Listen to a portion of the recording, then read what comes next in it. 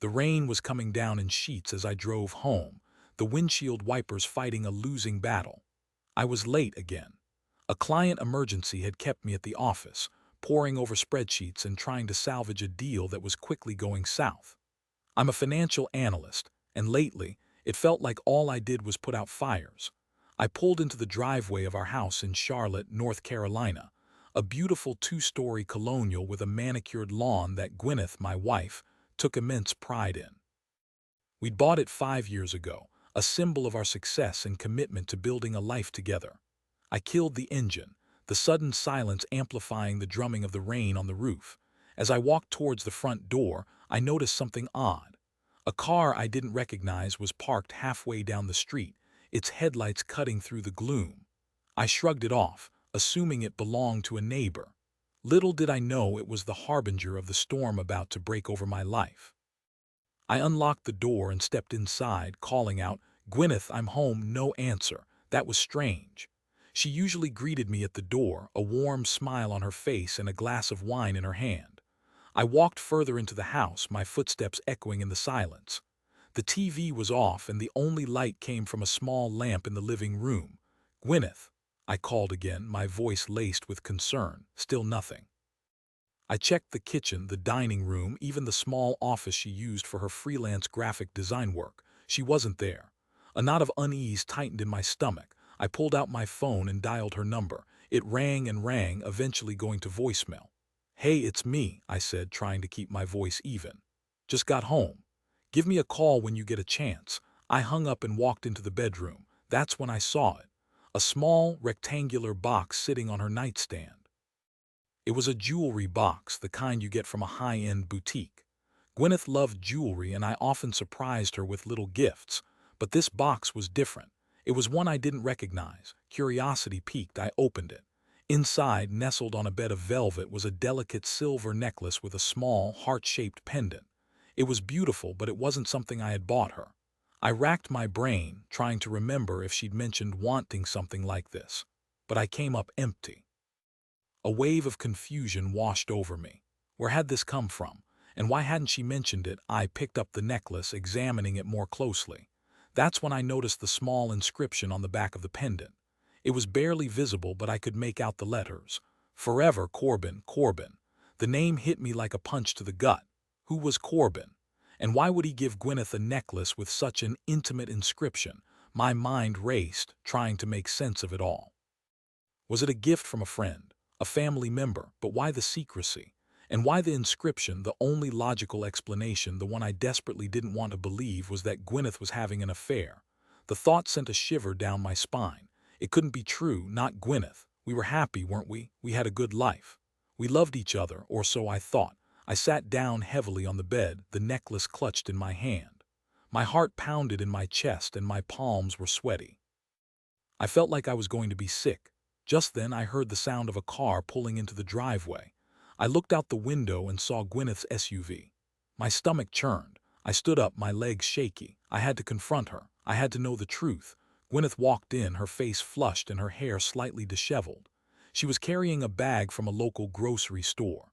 She looked up and saw me standing in the bedroom, the necklace in my hand. Her eyes widened and her face paled.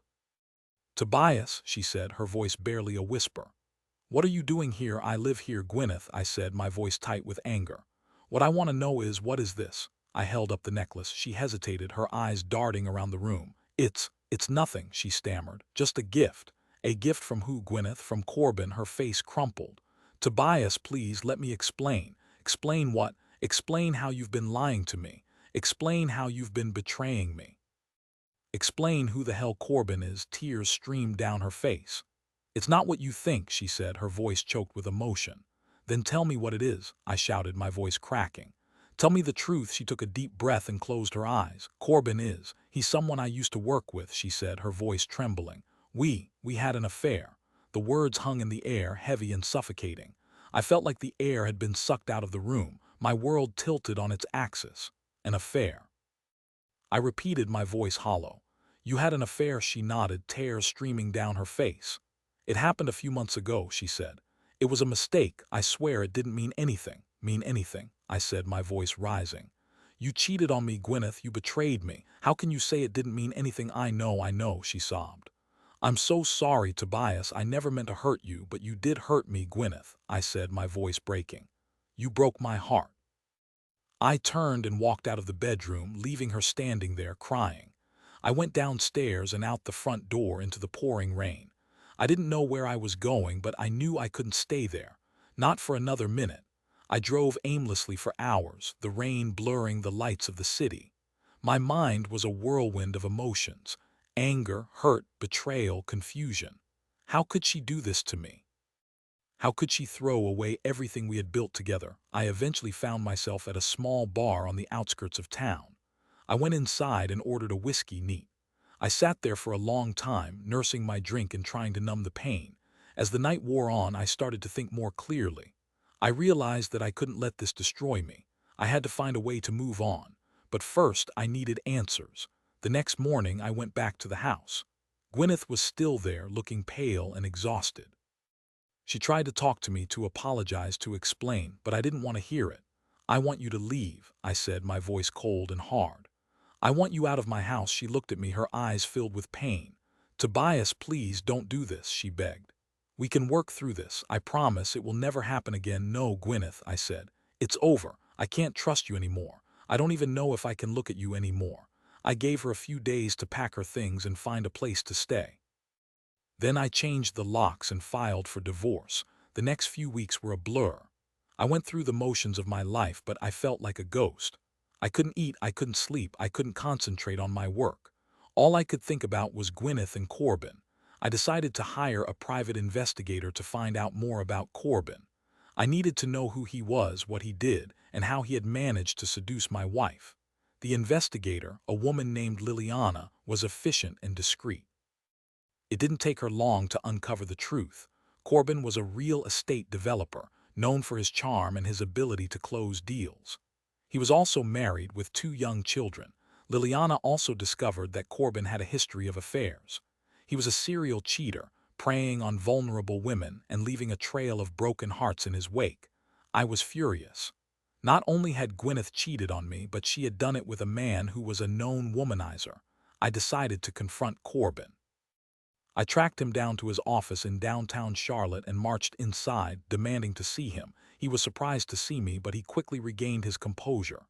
"Tobias, isn't it?" he said, his voice smooth and condescending. "What can I do for you? You can stay away from my wife," I said, my voice trembling with anger.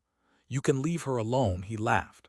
"Your wife, Gwyneth, and I are finished. It was just a little fling, nothing serious." "It was serious to me," I said. "You destroyed my marriage." "That's not my problem," he said, shrugging his shoulders. "Gwyneth made her own choices." I lunged at him, grabbing him by the collar. "You're a piece of garbage," I said, my voice guttural. "You're a liar and a cheat." He pushed me away, his eyes flashing with anger. "Get out of my office," he said. "Before I call the police." I knew I couldn't do anything there. I turned and walked out, my anger simmering just below the surface. I went back to Lilliana and asked her to dig deeper into Corbin's business dealings. I had a feeling there was more to him than met the eye. It turned out I was right. Lilliana discovered that Corbin was involved in some shady real estate deals, using illegal tactics to acquire land and defraud investors. I took the information to the authorities, and they launched an investigation. It didn't take long for them to uncover enough evidence to arrest Corbin on multiple charges of fraud and conspiracy. His world came crashing down around him. His reputation was ruined, his career was over, and he was facing a long prison sentence. Gwyneth was devastated. She had lost everything: her husband, her lover, and her reputation. She tried to contact me to apologize again, to ask for forgiveness. But I refused to speak to her. I couldn't forgive her. Not after what she had done. She had betrayed me in the worst possible way, and I couldn't forget it. I focused on rebuilding my life. I threw myself into my work. I started exercising again, and I spent more time with my friends and family. It wasn't easy, but I slowly started to heal. I realized that I deserved better than Gwyneth. I deserved someone who would love me and respect me, someone who would be loyal and honest. One day, I ran into Lilliana at a local coffee shop. We started talking, and I realized that we had a lot in common. We both valued honesty, integrity, and loyalty. We both had a strong sense of justice. We started dating, and I quickly fell in love with her. She was everything Gwyneth wasn't: kind, compassionate, and genuine. We got married a year later, in a small ceremony surrounded by our closest friends and family. I finally felt like I had found happiness again. Gwyneth eventually moved away from Charlotte, seeking a fresh start. I heard through mutual friends that she was working as a waitress in a small town in North Carolina. She was alone and miserable. I didn't feel any satisfaction in her suffering. I just felt sad.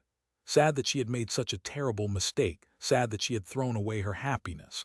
I learned a valuable lesson from my experience with Gwyneth, that trust is a fragile thing, and once it's broken, it's almost impossible to repair. I also learned that forgiveness is a choice, and sometimes the best thing you can do is to walk away. I'm now happily married to Lilliana, and we have a beautiful life together. I'm grateful for the love and happiness I have found, and I'm determined to never take it for granted.